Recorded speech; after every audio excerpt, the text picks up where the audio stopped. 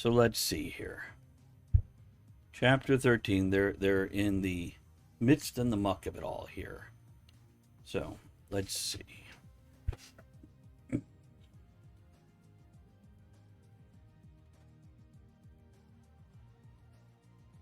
Make sure I look good. Yeah, I'll try. I didn't even think to practice my voice earlier today or do any exercises before coming on. So, Los, thank you very much. Low-slung beasts without fur or feather burst into the light from both directions. They ran across the floor and walls, their wide heads supported on thick necks, leathery skin folded at the joints, and a dozen individual eyes moved and blinked independently. 6 stout legs protruded from the dark skin, ending in short claws on splayed feet. It made Hank think of naked mole rats the size of Rottweilers. Her mind recoiled at the creatures, their unnatural appearance causing her to take a step backwards. The things moved like phlegm in her throat in the morning, slick and quick, then stopping suddenly with thick chunks that made her cringe.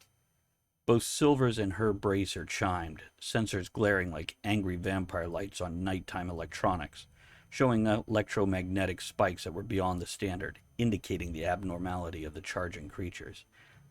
Hank targeted, blasting precise shots into the thick, gooey mass of the forms. The bodies quivered, shaking like a fat lady laughing. Silver drew both Glocks and ticked off his bullets, his mind enjoying it more than his stomach. Black ichor spattered the walls, floors, and steaming bits of flesh and fluid scattered across the two. A grim smile smearing his lips, Silver dropped to one knee, both firearms held out in front of him. He blasted on instinct and experience, letting his hands direct the shots. Hank teased her bottom lip with her teeth, pressing her eye to Sydney's scope, shifting the barrel a few centimeters to one side or the other, gently squeezing the trigger like stroking an eager lover. Each shot met its mark, a destructive force that ripped flesh and dropped the attacking creatures. Moments later, through a haze of gun smoke and sweat, the pair stared at a dozen twitching corpses, writhing in the afterglow of sudden death. The two looked at one another, each letting out a breath. Nodding, Silver stood. "Where's the signal?" he asked, pulling up the interface on his device. "This way." Hank slid to the side to match her words. "About 250 meters, and it's coming in clearer. I'd suspect ducks buried in the walls, but don't know how a temporary site would have something like that." "Maybe it's not so temporary." Silver took the lead, slapping a fresh magazine into one weapon and checking the ammo in the other. What if this isn't something new? What if they've been exploring these supposed points, the vortices, for a while now? It wouldn't be beyond Big Corp to have the hidden agendas. Hank didn't have an answer. She didn't have much right now, but she did have a careful count of each shot she'd made, so she didn't need to check her ammo. "What are those things?"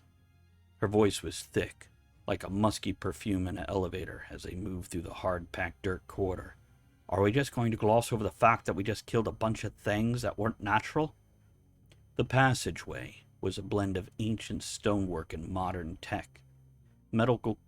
Metal conduits, the same kind that Hank had mentioned not seeing before, peeked from the earthwork walls in the wider spaces, glaring at them in their LED spotlights.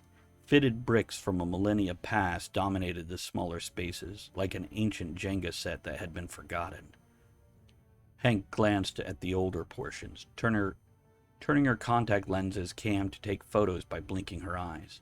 Runes and hieroglyphics decorated the older construction. Scrawl and cuneiform danced with one another, like graffiti and neon, meeting for a drink. Excuse me. Speaking of drinks. A side project wouldn't be surprising. Silver moved like a boxer, practicing dance steps, never crossing his feet. A genetic experiment? Or something else? Hold on, gotta take a note here.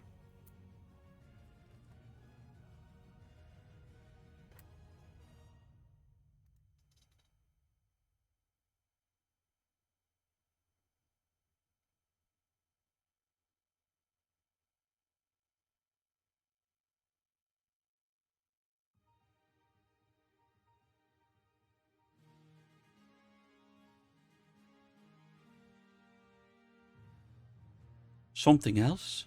Hank mulled over the implications of that statement, rolling it across her thoughts like she was sampling a wine she couldn't be sure of. Maybe something not natural? Something not born of our evolutionary path? Silver grunted like he knew indigestion was setting in. I don't think this is the time or place to worry about that. Maybe we can revisit this topic later? They turned a corner and a light appeared in the distance, a low yellow glow diffused by the dark walls of the corridor. Moving closer, they saw an oval hatchway that looked like it belonged in a military ship instead of a dirt passage, a dim umber bulb swaying above it. The two stopped in front of it and looked at one another, a question in their eyes, but neither voicing it. With a shrug, Silver holstered his weapon and reached for the steel wheel that would open the doorway to whatever lay beyond. He put his back into it, turning the metal door dial, and the grinding noise was a mix of nerves on edge and grit in the cogs. The light above the door flickered like a jaundiced, blinking eye. He pulled the ponderous portal open. A face of hard-edged hate appeared in the crack of the door. The flare of muzzle fire turned the dim glow of the bulb above the door, and the stark contrast of their harness lights into a shadow compared to the doom that raced at them.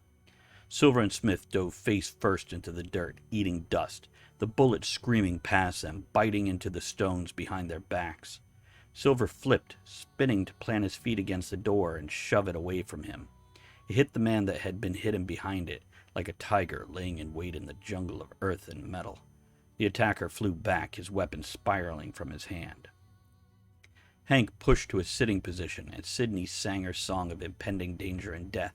A jagged dot-to-dot puzzle danced across the wall, following an artist's hands to the final point. Silver followed his partner's lead, peppering the weasel that popped with lead and attitude.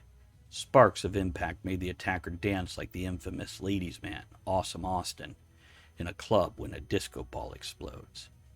Silver and Smith leapt to their feet like they were in zero-G and were inside the door before their enemy stopped jigging like a maniac.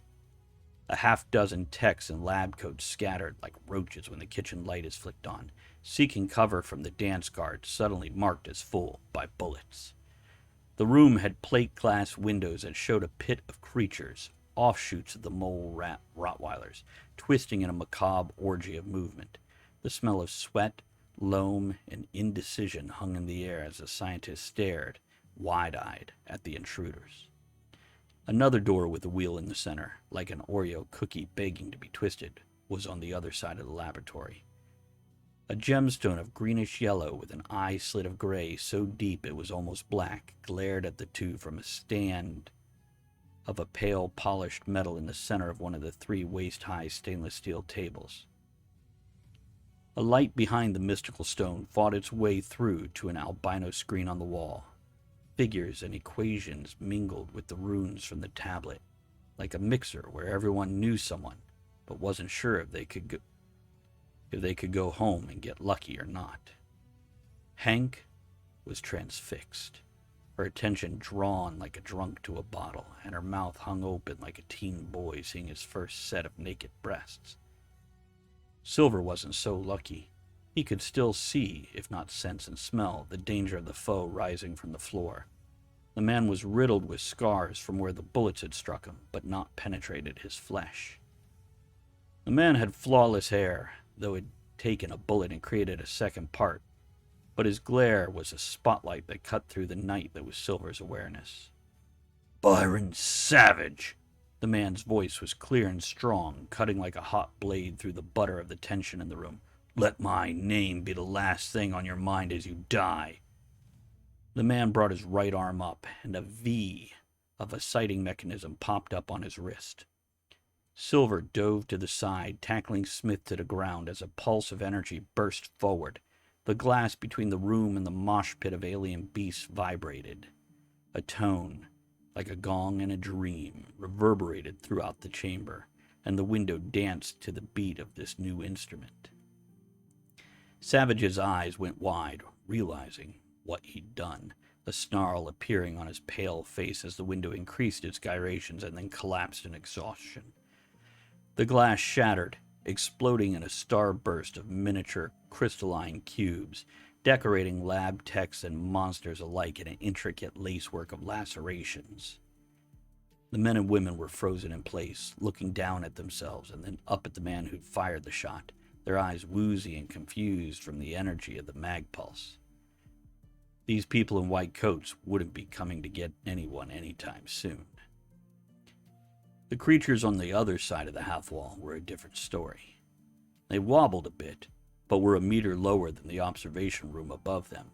Blunted snouts raised and scented the air, hundreds of eyes on dozens of creatures turning upwards towards the buffet aroma of terror and confusion, a favorite meal for their kind. Beasts leapt to the sill that divided the pit and the laboratory, clawed front feet hooking the edge of the wall, back feet scrambling to gain purchase and push them over and into the workroom. The scientists danced on the edge also, but for them it was the edge of sanity. The otherworldly monstrosities that had been contained moments before now flopped and bounced into the room, claws clattering on the ceramic tile floor.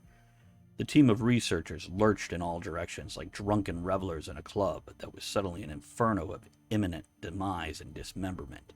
A cacophony of screams filled the air, and the creatures dove into a smorgasbord of scientists.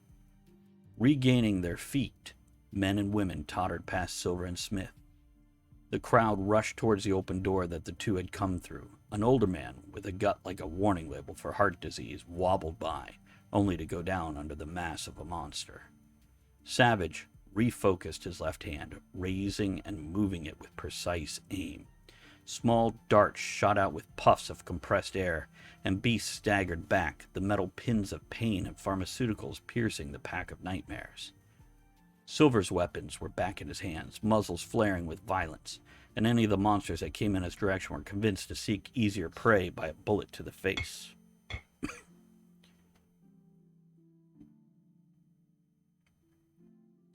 "Get that!" Silver shouted to Smith over the carnage, gesturing towards the gem on the stand. "I'll get the door." Hank shouldered Sydney, leading her every step and look with the modified short barrel of the rifle. She popped off a round at any creature who looked at her wrong, but ignored the team of researchers. After all, why shoot the bait? Savage was bashing one of the creatures that had latched onto his forearm in the side of its head with his free fist, but his eyes followed Silver and Smith. Silver hit the door at a run, slamming into the steel oval, his hands gripping the wheel and his guns at the same time. He turned the mechanism, the shrill whine of the lock bars calling attention to that corner of the room. Hank took advantage of all eyes looking at her partner and pocketed the cat's eye moonstone. The archaeologist's brain spun in this murderous carnival of carnage. Her instinct was to try and save the people in the room, but her brain pointed out that these were the ones that had stolen the stone, trapped or bred the beast, and were now trying to kill them. Some of the staff had made it out the door that Hank had come in by, and the fleeing foes had been followed by the opportunistic hunters. Shouts came from down the tunnel, a staccato accompaniment to the harmony of screams in the room. With an impatient huff, Hank raised Sydney and planted a slug into the calf of one of the fleeing staff. The other woman went down, and two creatures piled on top of her for the easy meal. Hank turned and walked backwards towards Silver, placing precise shots into the legs of the scientists. The techs screamed when their lower limbs exploded, and they toppled to the ground. In moments, the room was an orgy of blood and a feeding frenzy of flesh. Savage threw down the corpse of the beast he'd been pummeling and raised his left arm to fire the dart gun at Silver. A spray of red mist shot out with the compressed air, but the weapon didn't send a dart towards the bounty hunter. It had jammed with the fluids forced into it when Savage had been beating the last monster to a pulp. "It's open!" Silver shouted at Hank's back and stepped through to the cool hallway beyond. Hank continued to move towards the exit, but faced the room to cover the escape. "Oh, no, you don't!" Savage yelled and charged Hank. A hand grabbed Hank's harness from behind her and yanked her through the doorway, the steel door slamming on her boot, stopping it from closing. Fingers appeared on the edge of the door as Hank pulled her foot free. The hand on the door jerked it 10 centimeters wider, and Savage's face appeared in the opening, spittle and blood spattering the modified man's lips and chin. I will tear you apart. Savage's gritted teeth were stained burgundy, and he spat the words at Silver. Silver pulled on the door with both hands. His guns dropped in the dirt at his feet. Hank lay on the ground between the two men, looking up at them from her back, her knees pulled up to her chest. Oi!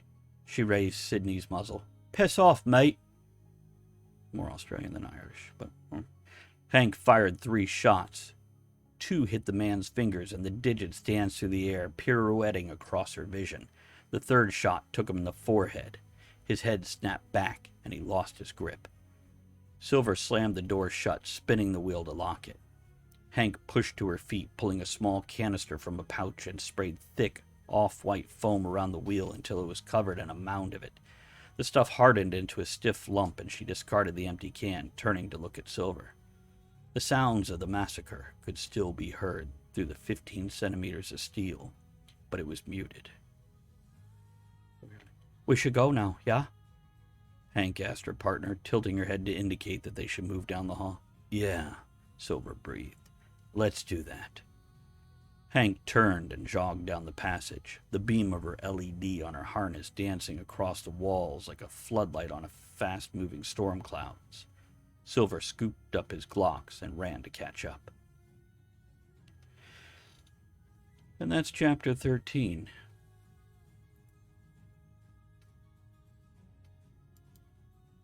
And I have to check something else here.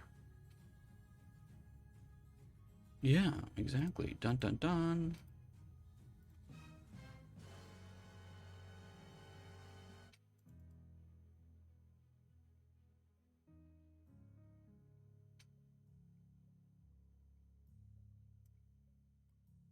It's one of the fun, fast, silly scenes. It kept me entertained.